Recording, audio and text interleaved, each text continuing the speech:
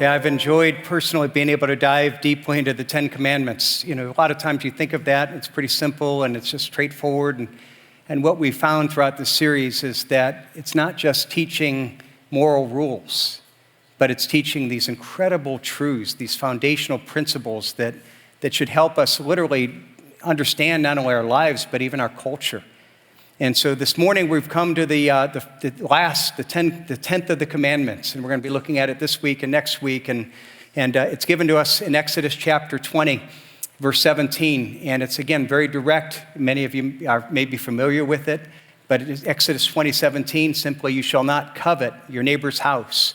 You shall not covet your neighbor's wife or his male servant or his female servant or his ox or his donkey or anything else that is your neighbor's.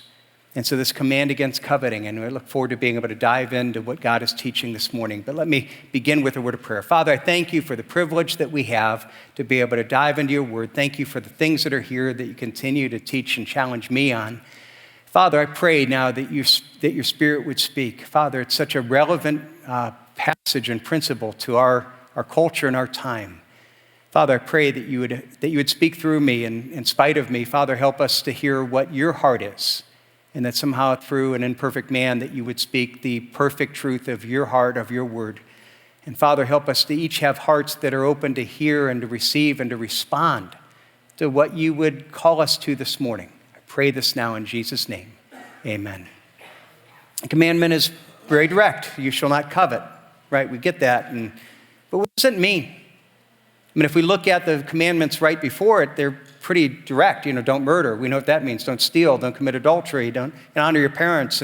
But what does it mean to not covet? Now, if asked, most of us may be able to give a definition of the word covet, but when's the last time that you used the word covet in a sentence? It's not an idea that we really talk about. It's not a concept that we really think of that.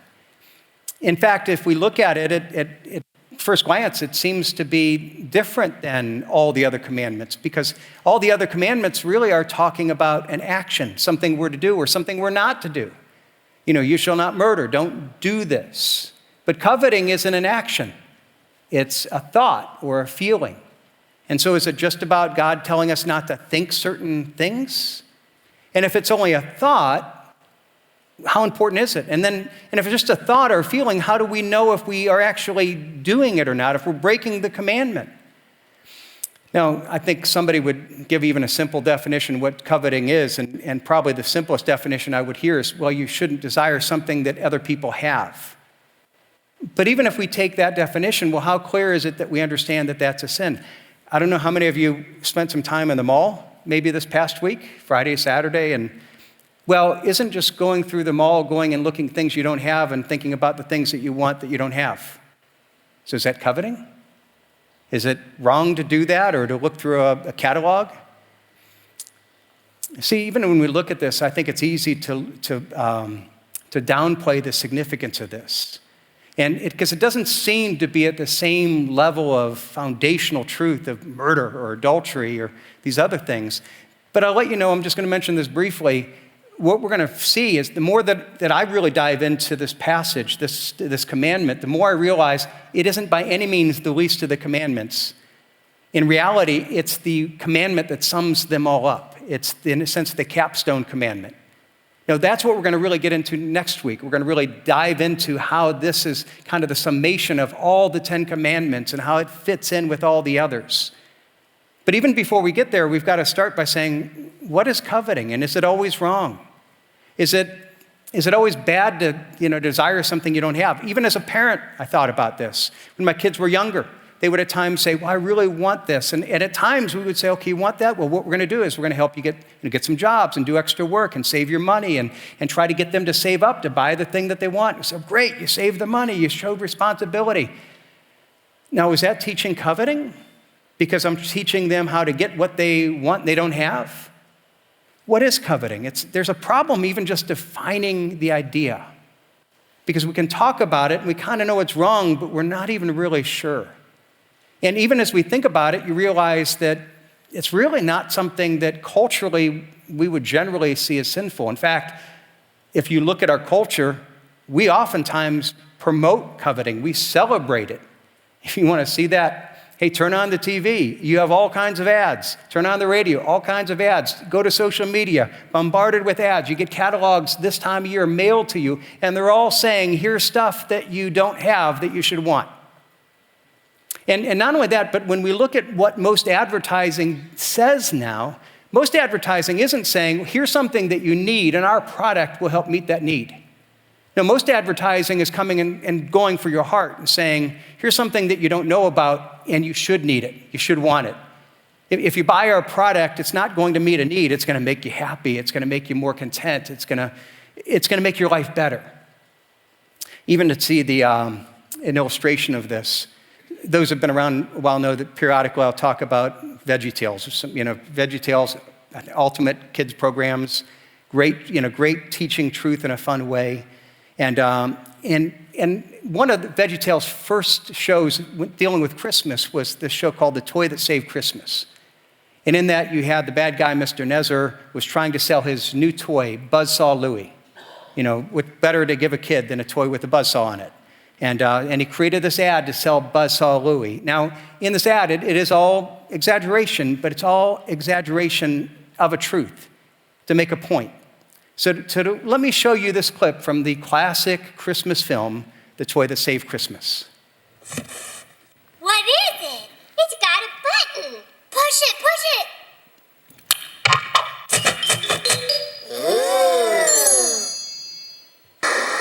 Ho, ho, ho! Merry Christmas! Say, kids, have you got the don't know what I want for Christmas blues? Well, if I know anything about toys, and you know I do, I know just what you're looking for.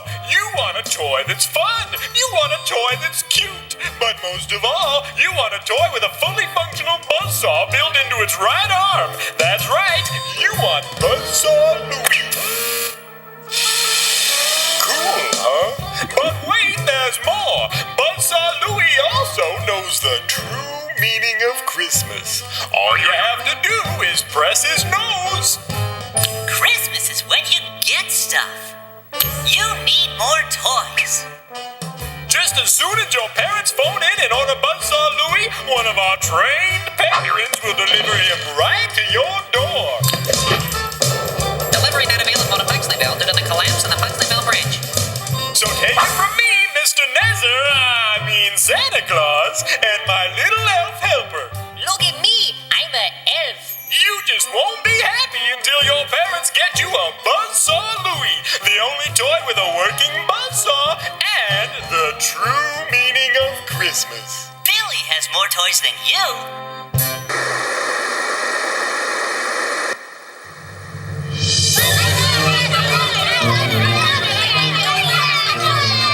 Mom, I need more toys. Billy has more toys than me. Who's Billy? I don't know, but he has more toys than me. I want a Buzzsaw Louie. I want 10 Buzzsaw Louies, 'cause that's the true meaning of Christmas.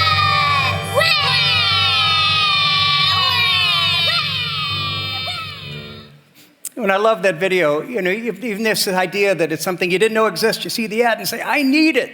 And again, it's exaggerated, but that's exactly what we do. Or I love the line, Billy has more toys than me. Who's Billy? I don't know, but he has more toys than me.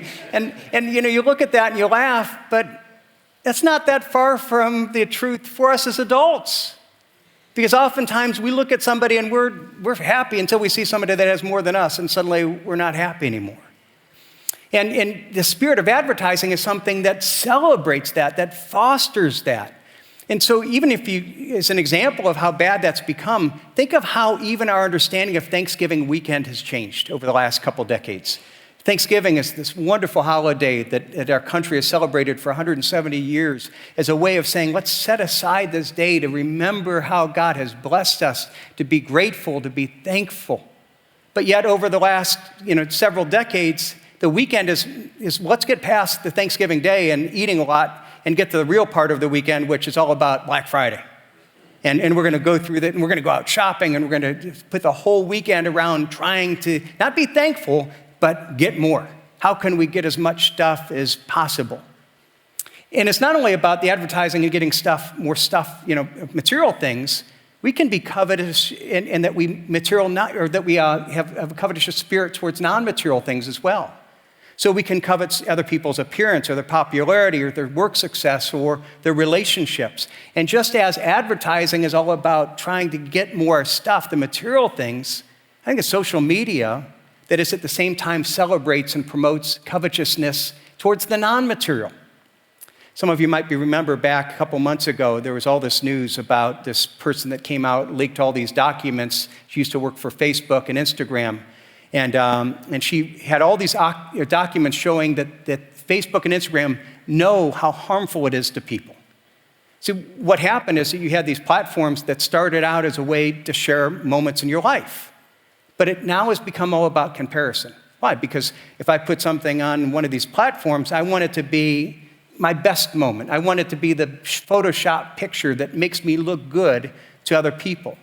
But then we compare ourselves to what other people are putting in their best moments, their Photoshopped images. And suddenly the real life that I live doesn't seem to match up with what they're portraying on social media.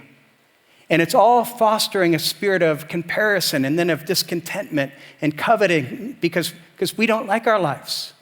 Now, what they found out is that these leaks showed that Facebook and Instagram know by study that these apps are incredibly harmful to people, that it fosters a spirit of anxiety and depression. The more you spend time, the more depressed you're going to get, the more anxious you're going to get. It's incredibly harmful, especially towards teenagers. But yet, in spite of that, they continue to promote it. Why? Because it's all about making money. They don't really care. They're fostering a spirit of covetousness, which, because it goes against our nature, what God has created us for, it's destructive, both in advertising and social media, whatever it would be. So part of our struggle in understanding this is when we think of covet, we think of wanting, desire. But coveting is more than just a desire. It's almost too weak of a word, and we try to stretch it too long. Coveting is when we have not only desire, but it's a desire that takes over us. At the point where we start to think, I not only want this, but I need it to be happy. I think that this will somehow bring me greater fulfillment, greater satisfaction. In fact, if you look back in Exodus and you look at the word that's translated there as covet, it's often covet, but often means, it's translated as lust. And it has the meaning of an intense longing, craving, or desire for something. It's not just a desire, it's something that's an intense craving, a desire for something, this belief that we need it to be happy, so that we think about it through the day, that we make our life about pursuing this thing. And so if you want to understand what that is, covetousness and discontentment are kind of almost synonymous. And when I'm discontent with what I have, I will covet what somebody else has. I'm discontent looking inward, I'm covetous looking outward. On the other hand, when I'm content with what I have, I'm not going to be tempted to covet what other people have. So you look at this, it's covetousness, it's envy. And now if you want to see how it plays out, a great place this is illustrated is go volunteer in the toddler's nursery on a Sunday. Now, anybody that has ever been with a group of toddlers, you know that there's nothing that will arouse a child's interest in a toy as much as another child who's having fun with that toy. You can have a toy that has sat on that floor all morning long, and this child walks past it, has no interest. Suddenly another child comes, picks it up, starts playing with it, starts really enjoying it, and the first child suddenly is incredibly interested, and not only wants that toy, thinks they need that toy, and it goes from desire to covet to trying to steal it before long. It's just instantaneously. Now you look at that and you say, well, that's a bunch of kids. We're adults. Well, the difference between kids and the adults is we're better at hiding it.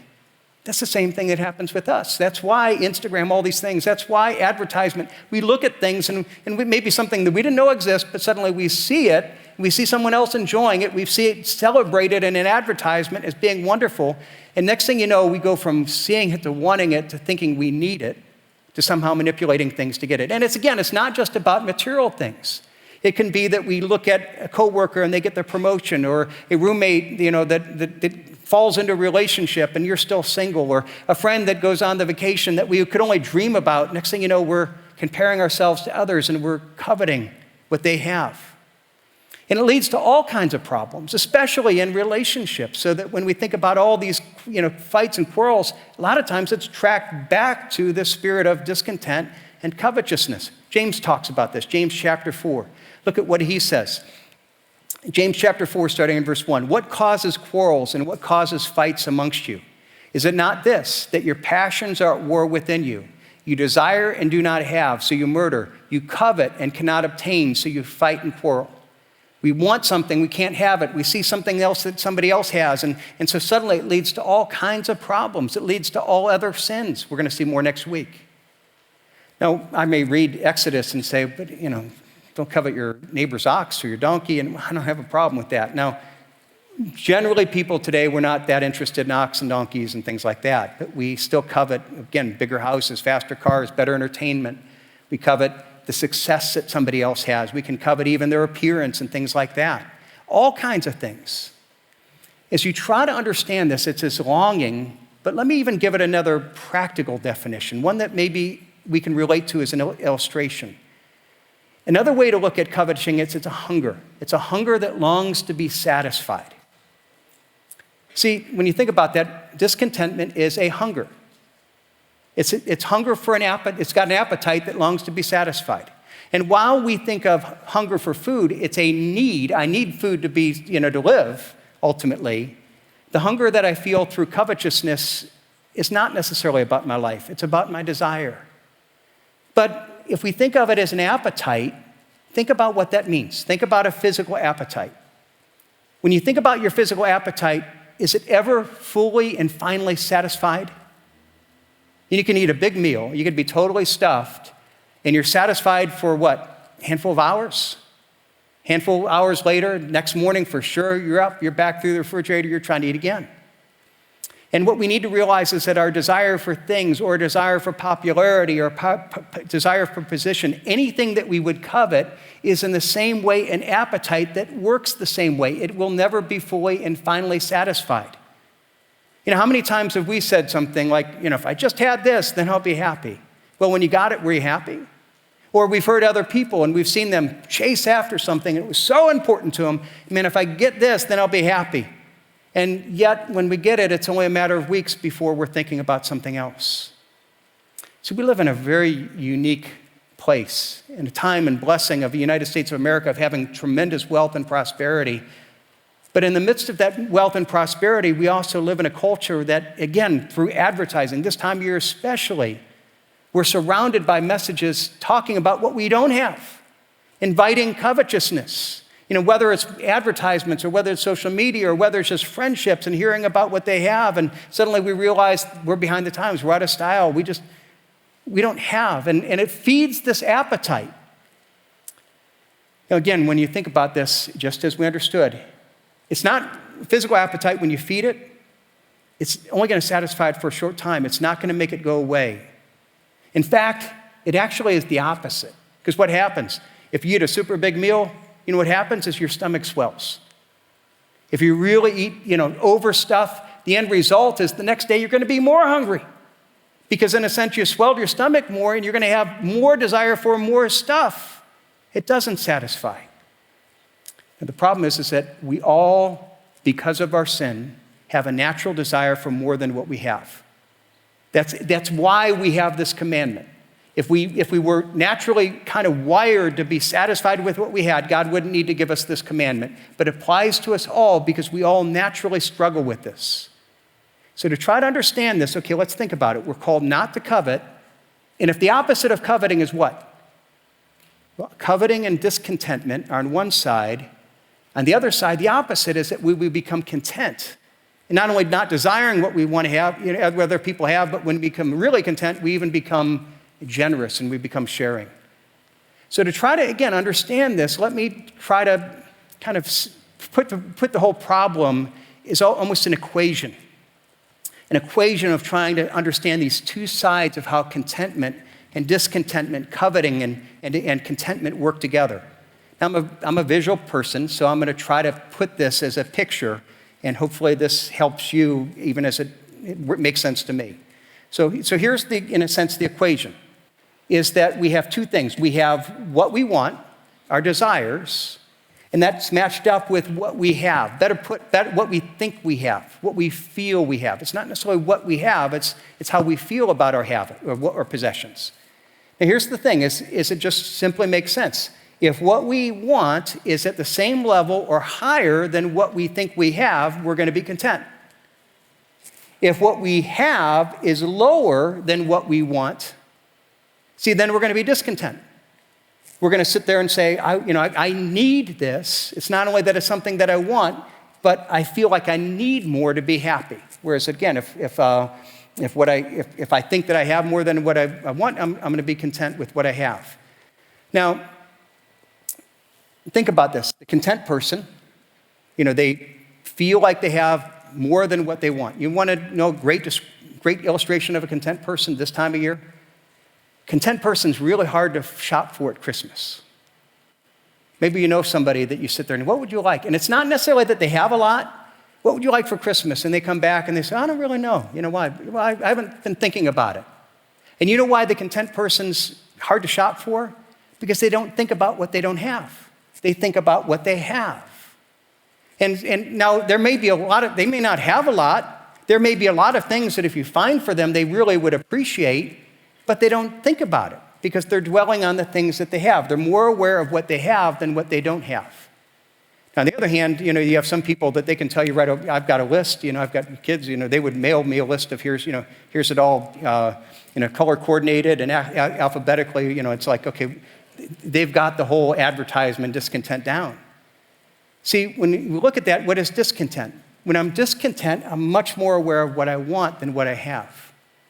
Now, here's the problem. If this is the basic equation, all of us naturally, because of our sin nature, there's a natural inequality of discontentment. Basically, all of us are in a position naturally, apart from God, where I will want more than what I have. Why? Because I have a sin nature. In part because God has created me for a relationship with Him. That's the most central part of my being. And because of sin, and that's broken off, so number one is the thing that's most satisfying to me isn't there. Number two is that our sin nature, Satan's going to always try to make good things into God things so that I'm putting too much trust, too much pursuit in things rather than in God. And when I pursue the wrong thing, what's happening is that they're never going to fulfill me. So the natural state for all of us, in a sense, to say that we will always naturally want more than what we have. We're always going to be in a natural state of discontentment. That's, again, why we have this commandment. That's why God tells us, don't covet, because apart from God, we will always naturally fall into that. Now, what's the answer to the problem? How do we, if we naturally want more than what we have, that leads to discontentment, how do we fix it? Now, the world's answer is saying the way that you do it is that if there's inequality, then work on increasing what you have. If you want more than what you've got, then just increase the one side. And again, go back to the equation. It's like, okay, here's the idea, is that if it's naturally you want more than what you have, if you just pump up this side, increase your provision, then if you get what you want, then you're going to be happy. That's what advertising sells. That's what the wisdom of the world that's feeding into this. Here are the things that will make you happy. Here are the things that you pursue. These are the things, if you get the right car, if you get the right vacation, if you get the right social media, if you have this, this right accomplishment, if you look the right way, then you will be happy.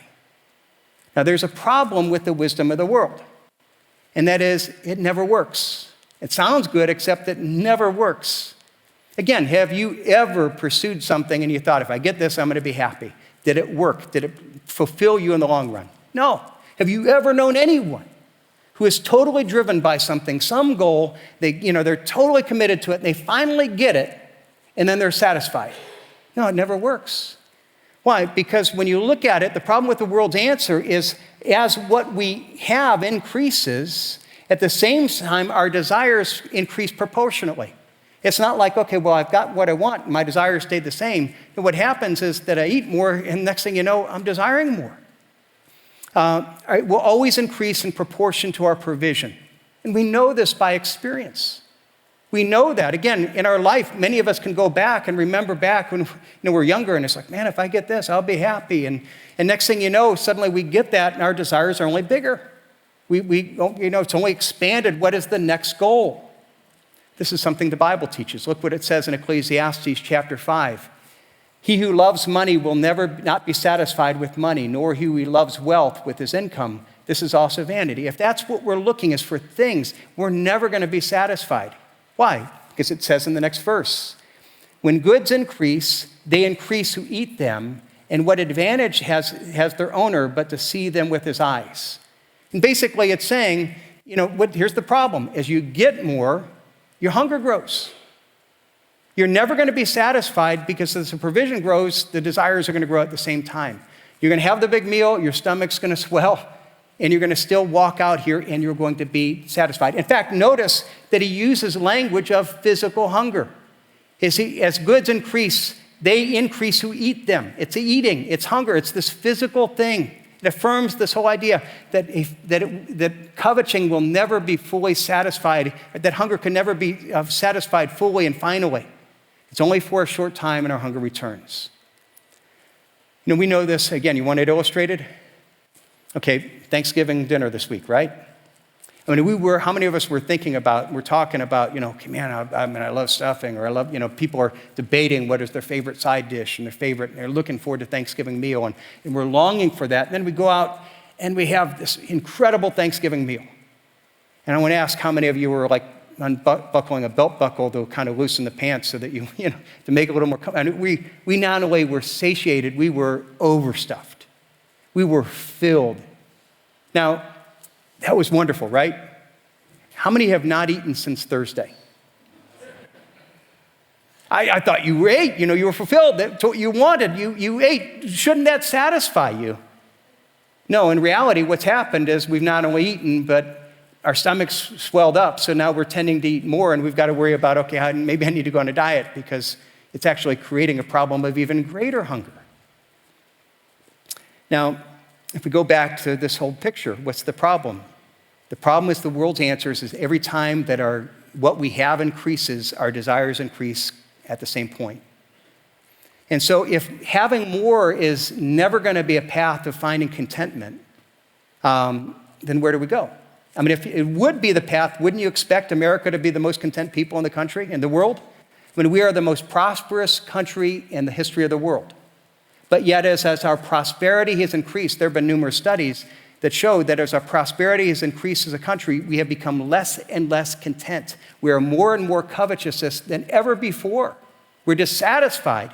Why? Because we have more and more than we ever dreamed. We could have dreamed, 50 years ago. But suddenly, as that has increased, so is this. So where do we go? Well, if that answer doesn't work, well, then you have another answer. Sometimes the religious answer is to say if we can't increase what we want, if that doesn't work, well, therefore, what we need to do is we need to try to decrease our desires. Because the whole idea is here, we need to get this equation to balance. So if I can't increase my provision, what I'm going to try to do is to decrease my desires. So again, use the picture here, is to say, okay, if here's the natural tendency that we have, it doesn't help to feed this. Instead, what I need to do is I need to put downward pressure here so I decrease what I want.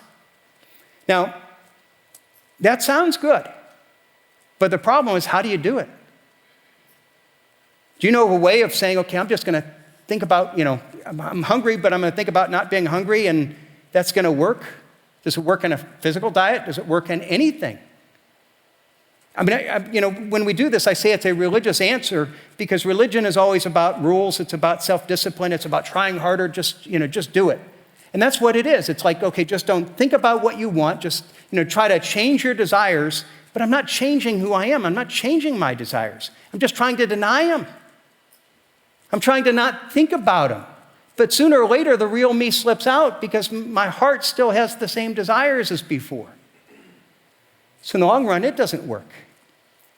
So what is the right answer? See, God is concerned, again, he's concerned about changing our heart. And the Bible teaches us that there is an answer. In fact, it actually says in Philippians that it's a secret. There's a secret to true contentment. Now let me go to this wonderful passage where Philippians chapter 4, where he talks about contentment, true contentment. And the secret isn't in getting more, because he's talking about it, well, no, I've learned to be content when I have a bunch and when I don't have anything. It's not about that. It's not about lowering our desires. It's not about that. Look at what he says, Philippians chapter 4. This is Paul writing from prison. For I have learned in whatever situation I am to be content. I know how to be brought low, and I know how to abound. In any and every circumstance, I have learned the secret of facing plenty and hunger, abundance and a need. There's a secret. And I know, basically saying, I know in times of abundance, I've been discontent. In times of abundance, I've been content. In times of need, I've been discontent, and I've been content. There's a secret here. And when he says a secret, I think the idea here is a secret means something that's not obvious. It's a truth that's out there, but it's not obvious. It's not obvious to the average person. It's not just common sense. It's something that we've got to dig and that we've got to discover, but yet it's there for us to be discovered. And not only that, he says, I've learned the secret, that it's not only something I've discovered, I read this and suddenly it just made sense, but it's a truth that has to be applied, that has to be learned. And so what is that secret? Well, first of all, I believe that when you look at the whole of what he's teaching, the secret starts by saying that we learn to value the relationship with the giver over the gifts. It's not in things. Again, what does Paul say? I've learned to seek secret in whatever situation to be content. I know how to be brought low, how to be abound. It's not about what I have. It's not about the gifts. It's not about the good things that God has given me. The secret is understanding that we're made for relationship with God. We were designed so that would be at the core of our being. And again, why do we struggle? Because we're sinners. And in our sin, we're separated from this relationship with God. And then by nature, we're trying to put other things in this God-shaped vacuum that God has put in our heart, and they never work. And part of the secret is recognizing that, no, God has made us for a relationship with him. And so what I need first and foremost is a relationship with God. And if I have a relationship with God, then what happens is in good times or in bad times, my relationship with the giver never has changed. Now, my awareness of the gift and whether there's a lot of gift or not, that may change, but the fact is that even if I don't have a whole lot there, if I'm in the giver's hands, I know I've got all that I need. Jesus talks about the same idea. John chapter 4, he talks about it in terms of hunger, a physical hunger or a physical desire or thirst. He speaks to the woman at the well, and she's coming and talking about, drawing water. And look what he says, John chapter 4, verse 13. Jesus said to her, everyone who drinks of this water will be thirsty again, but whoever drinks of the water that I give him will never be thirsty again. The water that I give him will become in him a spring of water welling up to eternal life. And here he's talking about it's like this appetite, this physical need. And just like anything else, if you go to worldly things, it's going to satisfy for a little while. Why? Because it was never designed to meet the ultimate need. But I'm coming to give you the spring that is eternal, that you drink of, and it's going to satisfy you forever. In fact, then if you want to go and even see this further, she comes right after this woman he's talking to says, well, give me that water. I want that water. And you know what Jesus said? Okay, well, go find your husband. Go bring him to me. So I don't have a husband. When Jesus said, yeah, you don't have one. You've had 5 and you're living with someone now that's not. You know what he's saying? Give me that water. And I said, he's looking at her and saying, okay, let's talk about what you're trying to use to fill that hunger. You're looking relationships. You're looking for sex. You're looking for, and okay, let's talk about that. And he goes and says, okay, you want to talk about what you're looking to satisfy you? Okay, you've been through multiple relationships and you keep going one after another. Why? Because it isn't satisfying. You're keeping going back to the well and it's not satisfying you. Why? Because you're looking at the wrong place.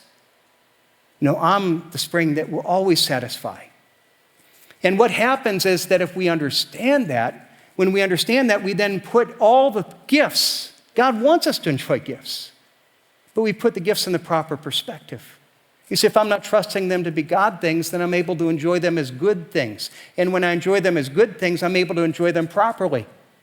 But the only way to enjoy the good things as good things is to have God in the place of being the God thing, that I've put the value of the relationship over, or the relationship with the giver over the gifts. But how do we know if we have that? We all say, well, I want that.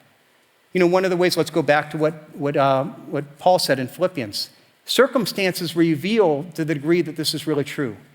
Do we value God and relationship over the things that he gives? Look what he says, for I learned to be, in whatever situation, to be content. I know how to be brought low. I know how to abound. In every circumstance, I've learned the secret of facing plenty and hunger. And basically, I know how to be in hunger when I have lots. and I know I have plenty when I have nothing. Now here's what he's saying. Why is it that he talks about being brought low and abound and plenty and hunger? Here's why. Because a lot of times it is times of ultimate blessing or ultimate need that reveals what we really value. See, I think for a lot of us, when we go through life, we're chasing after the dream, and if we get a little bit of that, we always hope that one day we'll get that, and then it will satisfy. And we're always, we're like the horse that's chasing after the carrot that's tied right in front of us. The problem is what happens when we get it. On the one hand, when we finally get what we've longed for, sometimes that can be the greatest moment of crisis in life. Because you're saying, when I get this, I'll be happy, and then you finally get it, and you realize, I'm not happy. It's one person says, you climb the ladder of success, you finally get to the top, and you realize you're on the wrong wall. And that's the problem, is that sometimes prosperity can be a circumstance that reveals suddenly we're broken because it didn't satisfy the need, it fell short. Or a lot of times it can be when we're in crisis. Why? Because I'm chasing after, I need this to be happy, and suddenly when that dream is crashed, suddenly when I realize I'm not going to get what I want, suddenly the thing that I think is going to satisfy me, when it isn't, the hope of it isn't there anymore, suddenly it destroys us. And here's what God's saying.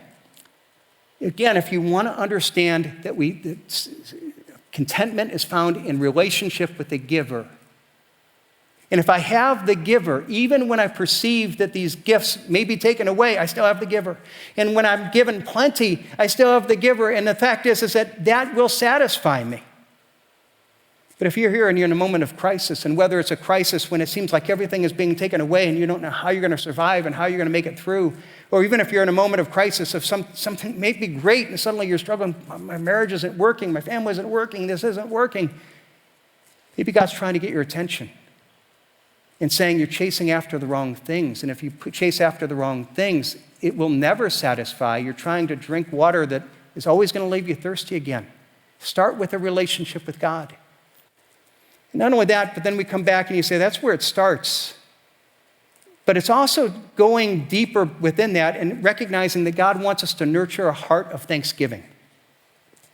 Now again, if you read the verses right there, what does it say? It says, I learned the secret. And it's like, okay, then, and I was studying this and I was like, well, what is the secret? And I keep reading the verses after it. And I said, the secret. He says he's learned the secret, but he's not describing how he learned it or what it is. And then I realized that I'm reading ahead, and that was wrong. What I needed to do is read the verses right before it, because he described the secret right before. And what is the secret? I'm going to put these verses up in a minute, but let me read Philippians 4:4. Rejoice in the Lord always. I say rejoice. Verse 6, don't be anxious about anything, but in everything by prayer and supplication with thanksgiving, let your requests be made known to God. Verse 8, finally, brothers, whatever is true, whatever is honorable, whatever is just, whatever is pure, whatever is lovely, whatever is commendable, if anything is excellence, if anything worthy of praise, think about these things. What it's saying is be thankful. Think about what you have to be thankful for. Why? Because thankfulness isn't just a thing that I do. It literally has the power to reshape my heart. You see, I can't stop myself from desiring things. I can't push down my desire. But the answer isn't focusing on trying to stop my heart or to change it or to focus on, it isn't focusing on sin. It's about becoming righteous, about letting God change who I am. I can't make myself stop desiring, but what I can do is foster a spirit of thanksgiving. Again, let's go back to the picture. We talked about the problem is that this coveting contentment equation, and naturally, we always naturally want more than what we have. That's our sin nature. And it doesn't work to try to get more. It doesn't work to try to push down and desire less. Here's the third option. Here's what he's teaching.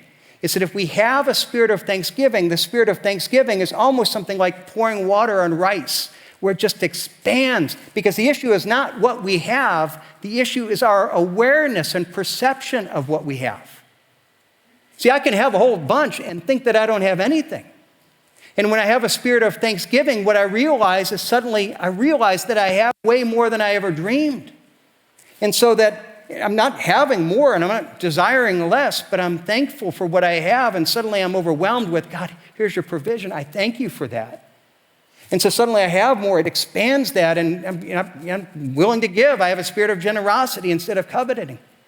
But how do we get there? Well, let's go back to Philippians. Let's what he says. Let's see the verses right there. First of all, we need to understand the transformative power of speech. Or many times in Scripture, it talks about how speech reveals our heart. You want to know what's in your heart? Look at what you say. It shows who you are. But it also changes us. When we say things, it actually changes us. It has the power to change us, to transform us. That's why praise is so important. That's why worship is important. That's why we worship God. Because when we sing these truths, it makes it more real to us. So look at Philippians 4:4. What does it say? Rejoice in the Lord always. Again, I say rejoice. It's not only thinking, it's verbalizing. Think about something you have to be thankful for and say it. Rejoice. It's not just a rule, but God is saying, I want you to try to develop the spirit where you think and verbalize. Why? Because when you say it, it's going to start to reshape your heart. It's going to start to shape you into this person. It's pouring water around the rice, in a sense, letting it expand. But you might say, but I don't, you don't understand my life. There's a lot of things that aren't good, and there's a lot of problems and trials, and you just told me to ignore those. And okay, let's continue the next verse, because what it tells us is that, no, be real with your concerns, pray to God about your concerns, but bracket those prayers with praise and thanksgiving. Now, let's go to what he says. Now, again, remember as he's writing this, Paul is not in a great place. He's in prison. He's been in prison for 4 years. He's awaiting trial that might result in his execution. He's got a lot of opposition. He's got all kinds of problems. He's not in a great place. So he's writing this from personal perspective. This is what he learned to do. This is the secret. He says, you're going to be real about, it's not just looking at the good, be real about the problems. But how do we come to God? Verse 6, do not be anxious about anything, but in everything by prayer and supplication with thanksgiving, let your requests be made known to God. Bring them to God. Talk to God about them. Be real about your hurts and your concerns. But when you do it, surround it by prayer and thanksgiving. What is prayer? It's praise. Now, here's the problem. Is a lot of times, nature is we have a problem. God, I've got this problem. I've got to tell you, man, I'm so worried about this. I'm worried about my family member. I'm worried about my job. I'm worried about, COVID. I'm worried about politics. I'm worried about, and we go and we spend all our time telling God, here's my prayer list. God, do you think you can handle it? Because my ultimate reality now is my problems, and I'm trying to find God through the problem. And here's what God is saying. There's power in praise and thanksgiving. Now, if I come to God and I surround my petition with praise, I'm going to come to God and I'm going to say, God, I praise you for who you are. God, you're the creator of all things. You're the one who spoke into existence all creation. You're the one who created me. You know every detail of my heart. You know every cell of my body, every hair of my head, if I had any. God, you know all things. You are in charge of all things in the world. You hold the stars in your hand. God, you are all powerful. I praise you for your heart, and I praise you and thank you for your love. I thank you for sending Jesus. God, I thank you for all the way that in fact, if I look throughout my life, you have always been there for me. You have never let me down. Not only that, you've never let down any of your followers in Christ. God, I thank you for what you've done. I thank you for your goodness. I thank you for your provision. And I've got a problem. You think you can handle it? You see, it changes things. See, it's natural for us to just think about the problems, but he says, okay, yeah, be real with that. But realize there's power in praise. And surround your prayers with praise and thanksgiving, because it's going to change the way that you even bring those problems before God. And then when you do, talk about those things, but don't dwell on them. Instead, he calls us to focus on the good. Focus on the things that God is doing, on God's provision. On the good that God is doing. And again, look at Philippians 4:8. Now again, remember, there's a lot going on in Paul's life that isn't good. He's in prison. He's got people opposing him. There's a lot for him to be worried about, a lot to be stressed about. But look at what he says. Finally, brothers, whatever is true, whatever is honorable, whatever is just, whatever is pure, whatever is lovely, whatever is commendable, if there's any excellence, anything worthy of praise, think about these things. Basically, there's a lot of stuff in life that isn't that. And it's not that you ignore it, but don't dwell on it. Make the choice to dwell on those things. Make the choice to think about those things. Because when you make the choice to think about those things, it reshapes your heart. So you're not only thinking about it, but then you're vocalizing it. Rejoice in the Lord always. And then what happens? It's suddenly discovered, then you discover this secret of contentment. The secret of living in joy, whether lives are good or bad, whether you have plenty or want. And just in closing, let me just challenge you. What's this look like? What can you do this week? Well, it's something we understand, but it's a secret to be learned, meaning to put into practice. So can you think of something specific that you can do this week to foster a spirit of thanksgiving? Well, we had Thanksgiving dinner. Well, what can you do on a daily basis? How can you foster that daily? And if you don't have any ideas, let me give you just one simple one, all right? Okay, this week, every day, take a few minutes and think of 5 things that you're thankful for and share with others. Just not only think of it, but then because there's power of verbalizing, every day say, okay, I'm going to think of these things. And I'm going to tell somebody, I'm thankful for this. I'm thankful for you. 5 things each day. And I'll tell you, try it. Try this week. Make sure, write down, say it 5 times, and then come to me next Sunday and tell me how it impacted you. I bet you come with a little bit of more smile than you came in this week. Because it changes us. See, this is something that isn't a simple command. It's a foundational truth that reflects the way that God has created us. And the more that we live in light of this truth, the more that we discover the joy that God has created us to live in. Let's just, this week, not just think about Thanksgiving, what we did in the past, this one day of the week or the year, but to have the spirit of thanksgiving. And let God change us from the inside out, so it's not just even about trying to not covet, but literally be a different person as God changes our heart.